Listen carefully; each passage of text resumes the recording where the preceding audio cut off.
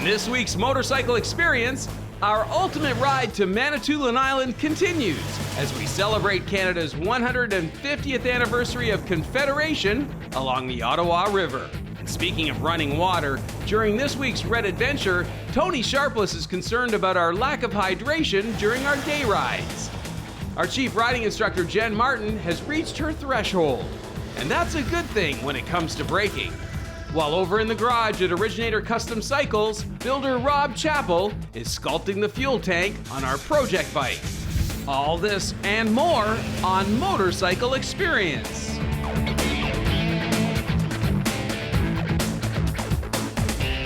Hello and welcome to Motorcycle Experience, the voice of motorcyclists everywhere. I'm Dave Hatch, and this week we're coming to you from the Love Wall right next to Electric Avenue in Los Angeles, California, where we're attending a press event for the new Honda Rebel. As for our show this week, it's jam-packed again, and let's kick things off with our road test of that Yamaha FZ10.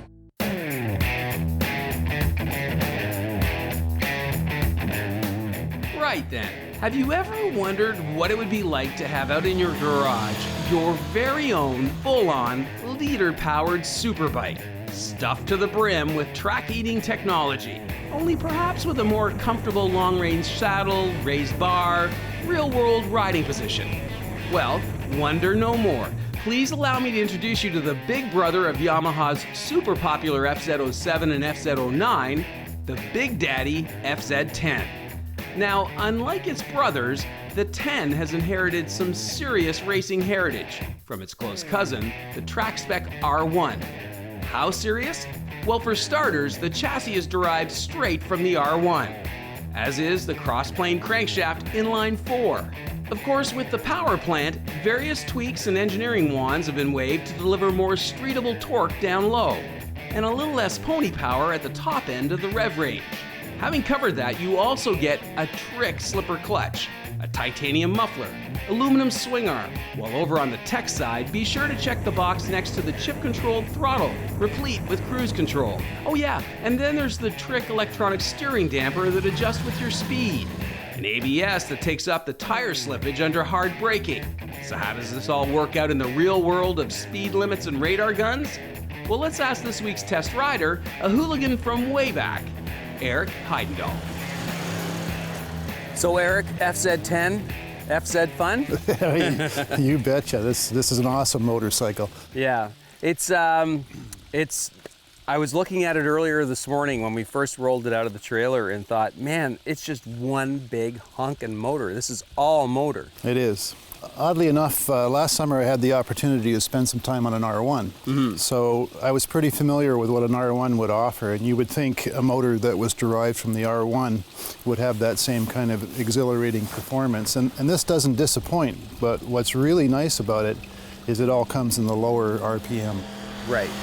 So what did you think when you first saw it this morning?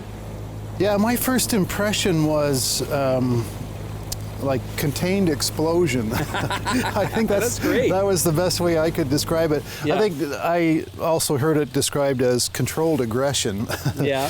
I didn't like the plastic around the tank, but otherwise the color scheme and everything I thought was pretty good. Yeah. So let's talk about the riding experience. You slip it into first, drop the clutch. What's it like to ride? What's the sound like, the feel? Oh, for starters, the exhaust note on this it's just a beautiful exhaust note. They've really done their homework on that.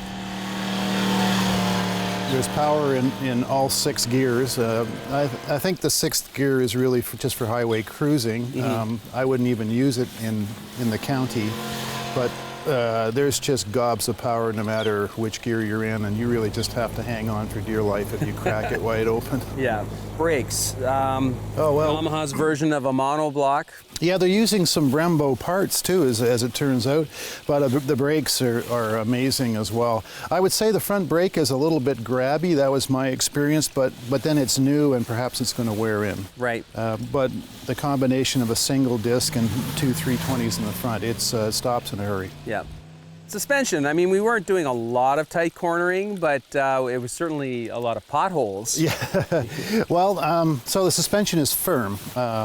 It is not very compliant over potholes, I would say that. But that goes along with the handling, which is impeccable. It is precise and yet neutral. It's just a beautiful handling motorcycle. I don't think I've been on a better one, to be honest. Wow. Yeah.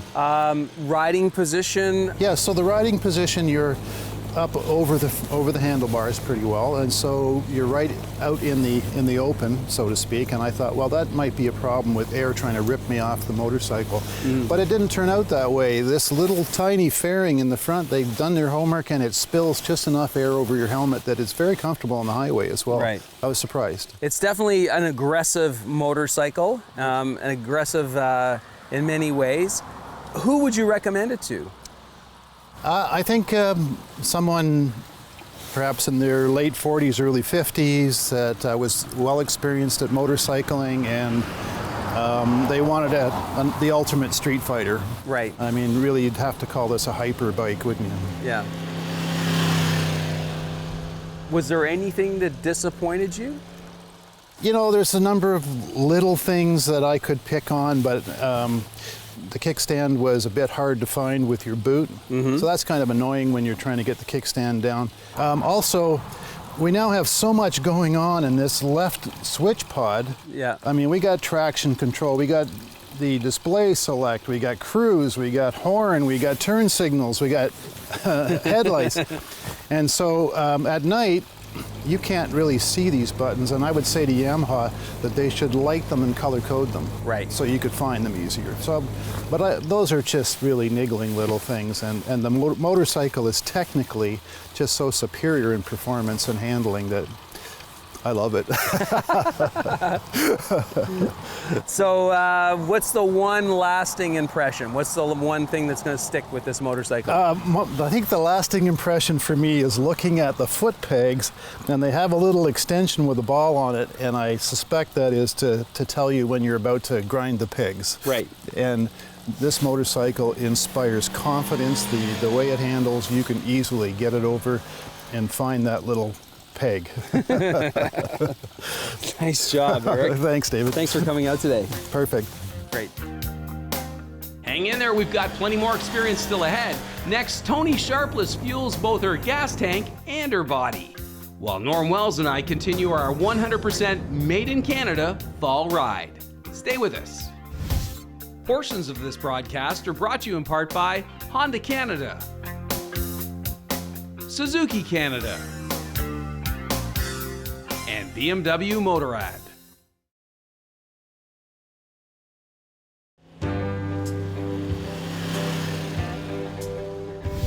Welcome back to The Experience. I'm Dave Hatch as our coverage continues from Los Angeles, California. It's time now for this week's installment in The Ultimate Ride. Today, Norm and I are kicking off day 2 in Pembroke, Ontario, and we're heading for the Big Nickel. All right, so Norm Wells of BMW Motorrad and myself pack up our motorcycles each fall and set off to explore a new destination somewhere here in Canada, with the occasional trip further afield south of the border. This season, given that it's the 150th anniversary of Canada's Confederation, we decided we should pay tribute to this country of ours by exploring some classic Canadian Shield roads while celebrating some uniquely Canadian milestones. Day 1 into our fall colors-inspired trip was jam-packed as we headed northeast from Toronto, Ontario to the iconically Canadian small town Bobcaygeon. From there, we continued in an easterly direction towards the mineral capital of Canada, Bancroft. The home of Canada's official pastry, Killaloe, Ontario, was next. From there, we headed towards the Ottawa Valley and pinned it for Pembroke, where we called it a day and grabbed a fine meal of pasta at Anthony's Italian Grill. So Norm, here we are the morning of day 2 during our 17th Ultimate Ride, and this year we're celebrating Canada's 150th, and we're doing the Manitoulin Island tour, but we're taking the long way around. And this morning we're in Pembroke, and we've got a really interesting ride ahead of us. Yeah, absolutely. Today we're going to be taking Highway 17 all the way from Pembroke to Sudbury, and you know, it's fitting that we're on Highway 17 because it is Trans-Canada and one of the original routes that the people forged this country through, and a lot of historical points along this trip. And if you're going to be making this trip, leave a lot of time on this section right here. Yeah. Well, we've been looking at the map this morning, and I see that the Ottawa River is going to be on our right, on the north side of us, all the way to Lake Nipissing. And I'm excited because, this was one of the first highways, if you will, in our country, and we've got Samuel de Champlain appropriately right there on the map. We're going to pass the provincial park, and you're right, we're celebrating the 150th, and there's a lot of history along this road. Yeah, definitely. It's going to be a little bit of a different day today in terms of the riding. Yesterday, to get here, we rode through the Kawartha Highlands, and it was very hilly and very tight. And when the sun came out, the foliage was just beautiful and very close to you. Yeah. So we'll see what it brings. But the roads yesterday to get here were a lot of fun and twisty, and what we're going to see today is more. It's it's a Trans-Canada, so it's going to have a little bit more traffic, and it's going to be a little bit more wider and flowing. Right. So yesterday was all about tight, twisty roads. The Calabogie, if you will, highlands were fantastic. Today, a little more wide open. We're going to be topping over Algonquin Park, and we're going to make a lot of stops. I think we're going to be stopping a lot more and sort of taking more photographs than we were yesterday when we were really riding hard. Yeah, absolutely. And like you said, to get to Sudbury, once we get there, there'll be some exciting things that might be happening this evening that we'll be celebrating. So hopefully we'll have a nice, pleasant day to get there, and good news in tomorrow morning show. Well, it isn't Saturday, but it is Sudbury, and Stompin' Tom Connors put Sudbury on the map, so another Canadian legend. I'm really excited. We're celebrating this country, and we're celebrating our sport. Let's just kick off another Ultimate Ride. Let's go. Let's go. Next week, be sure to tune in as Norm and I follow the Trans-Canada Highway west to Sudbury. Now, let's catch up with Toni Sharpless and her friends Mike and Michelle Bell as they enjoy a day ride up to Pigeon Lake, just north of Port Hope, Ontario. So Toni, you picked a fantastic spot to pull over. We're here in Port Hope with Mike and Michelle. It's been a great ride so far this morning. Oh, I don't know. We sure don't know how to pick those days, don't we? It's just a beautiful fall day. Yes, it's great. And you said, let's stop here and get some water. You said, I'm thirsty. I've got some water in my backpack. And I said, let's talk about water. Let's talk about hydration. So you're out for a typical day ride. How important is water? Well, I always carry a bottle of water around. I'm always drinking water. So water breaks, carry a water bottle in your backpack is the easiest way to do it. There's drink holders that you can buy to put on your bike if you like to do it that way instead. Yeah. Or there's the way to do it is buy a garment that has it built in. Right. So this has got like a Camelback in the back here? Yeah, it's a 2-liter bladder inside there that you fill it up, has a hose already built in, and then all you have to do is just pull it up and bite the bite valve whenever you want to have a drink. So that's probably the simplest way to do it while you're on the fly. Right. And then I find that having water along is also a bonus for when you're getting all the bugs on your face shield. Mm-hmm. Just soak up a cloth and soak it off, and that's the safest way to treat a face shield on any of the helmets. We always say drink lots of water. Why are we sending that message out to the riders? Well, you might not think about it, but when you're riding a motorcycle, you're using up energy. Even though you don't think you are, you are. So you got to hydrate, and it's necessary to do all the time doing any sport. And even street riding, I find I get thirsty. So it's really, really good idea to hydrate throughout the day. Plus, we're doing highway riding this morning. When you've got the wind blowing through your body, if you've got your vents open, that's wicking away moisture the entire time as well. Well, exactly. And what people don't think about also is just your brain is working a lot more on a motorcycle because you're trying to anticipate what every other driver is going to do before they do it. Yeah. So your brain is working a lot more on a motorcycle than in a car, for instance. So you need to hydrate. And, in a car, people are hydrating all the time, drinking coffee and water and pop. Yeah. So, you should think about it on a motorcycle as well. Perfect.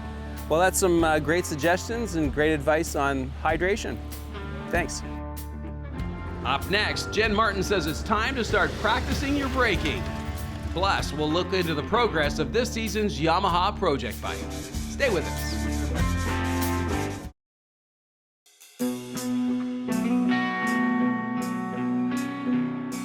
Welcome back to Motorcycle Experience as our coverage continues here from the Love Wall in Los Angeles, California. It's time now to check in on our project bike from Yamaha Motor Canada. Today, Origin8or Cycles builder Rob Chappell, well, he's looking at the bike's gas tank. All this season, Rob Chappell over at Origin8or Custom Motorcycles in Oshawa, Ontario, hopes to transform right before our eyes a brand new and thoroughly ultra-modern parallel twin-cylinder Yamaha FZ10 into a funky retro-themed street scrambler. Did I mention he basically has just 5 weeks to do this in his spare time? To date, Rob has stripped the Yami of its futuristic bodywork and saddle, its 5-piece plastic molded tank, and the stock pipe and lighting system. Today, Rob is turning his attention to the bike's gas tank. So Rob, we're back in your garage this week as this project FZ10 continues. And I see that you've been putting a lot of time into the gas tank. Is that the original? Because it was so angular the last time I saw it. Absolutely. So I'm trying to bring it back to more of a rounded, organic style, less alien-like. So I've been spending some time shaping this out. This has got about 3 days into it. I've got about 2 more left, and I'll be able to make a plug for the mold. We're going to do this out of fiberglass. Right. So I'm going to keep the stock opening, so no changes there. It'll go on top. Uses the stock mounting points on the sides. Yeah. So all that'll go on as planned. The front's the same, so it allows the air to come in to cool the rectifier and that, and the computer on the other side. Right. So yeah, just overall less wavy and more organic flowing kind of tank with some cool knee indents, which kind of gives the rider a nice way to tuck into the bike. Right. So flip that over again for me. Show me this. So this is the stock piece in here. There's like actually four or five pieces in there. Yeah, you can see all the bolts that kind of held it together, and it's I guess it's kind of cool if you wipe out, you can just replace one side, but that's not what I'm really going for. So when you're done this filler, when this is all done and sanded, that is now a mold? So once I'm done doing all this kind of fiberglass and Bondo work, I'll seal it, and then I have a buddy that does all my molds for me. Right. So this will be actually the plug, and then when he makes the mold, we'll have a master mold that we can make all the parts from. So they'll weigh probably less than the stock plastic. Very cool. So down the road, you could make more of these. Yeah, that's the plan. If it turns out as I hope, and everything's working out, as it is in my brain, we'll be able to make parts that we can sell. For other people, So that's the tank. What else is happening in the upper portion of the bike? What's the plan for the saddle and the tail?